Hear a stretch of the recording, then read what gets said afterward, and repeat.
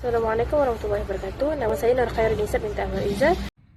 Assalamualaikum warahmatullahi wabarakatuh. Saya Nur Zulaika binti Juzaini dan insya-Allah dalam video ini saya akan menerangkan tentang definisi pengurusan dan pentadbiran menurut pandangan sarjana-sarjana Islam. Yang pertama adalah definisi pengurusan dalam Islam. Sarjana-sarjana Islam memberikan pelbagai definisi kepada pengurusan. Ada kalanya pengurusan dirujuk sebagai satu proses yang merupakan usaha pengurus dalam merancang dan menggunakan segala keupayaan untuk mencapai matlamat. Antara sarjana Islam yang memberikan definisi pengurusan dalam Islam ialah Profesor Syekh Othman Al-Habsyi. Beliau mendefinisikan pengurusan merupakan suatu proses mendapat dan mencantumkan sumber-sumber kewangan, modal tenaga manusia dan sebagainya untuk mencapai matlamat organisasi sama ada dalam bentuk barangan ataupun perkhidmatan. Menurut Muhammad A. Al-Burai pula, pengurusan merupakan penyelarasan tenaga manusia untuk mencapai matlamat kelompok sebagai makhluk sosial yang perlu berinteraksi antara satu sama lain. Dan terakhir mengikut Wan Azmi, beliau mendefinisikan pengurusan sebagai adalah satu aktiviti perancangan dan pergerakan atau panduan oleh sesuatu perusahaan atau organisasi berhubung dengan segala kaedah, peraturan juga tanggungjawab dan tugas-tugas kaki tangannya itu. Seterusnya, kita akan membahaskan pula definisi pentadbiran dalam Islam. Menurut Sarjana Ahmad Zaki Badawi, beliau mengatakan bahawa pentadbiran membawa maksud menyelaraskan tenaga individu dan jemaah dengan bertujuan mencapai matlamat yang dirancang. Adalah sangat berkait dengan kebolehan pengurusan kerja dan perhubungan pengurusan.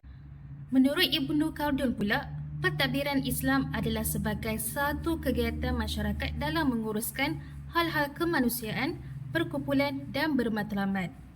Beliau juga berpendapat bahawa pentadbiran adalah satu konsep asas dalam masyarakat yang bertunjangkan kepada peranan manusia itu sendiri sebagai pemimpin organisasi ataupun masyarakat.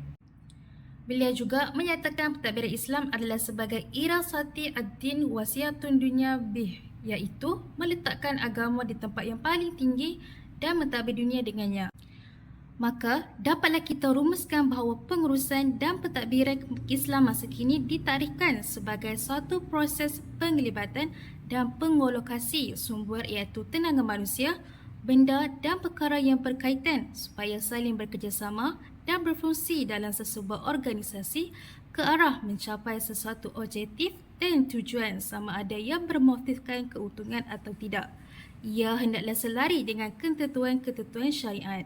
Ini adalah analisis antara perbezaan pengurusan dan pentadbiran Islam dan konvensional. Analisis perbezaan antara pengurusan pentadbiran Islam dan konvensional. Yang pertama adalah matlamat organisasi. Dari segi Islam, matlamat organisasi Islam ni adalah keuntungan dari tanggungjawab sosial yang mana yang membawa kepada kebaikan hidup individu, organisasi, negara dan ummah. Yang kedua pula, dari segi konvensional, ia bermatlamat untuk memaksimumkan keuntungan dan untuk kebaikan diri sendiri, organisasi serta negara. So, kita nampak perbezaan antara dua tersebut. Islam, dia memberi keuntungan dan tanggungjawab sosial lah, yang mana dia bagi kebaikan kepada hidup sendiri ataupun hidup orang lain. Itu.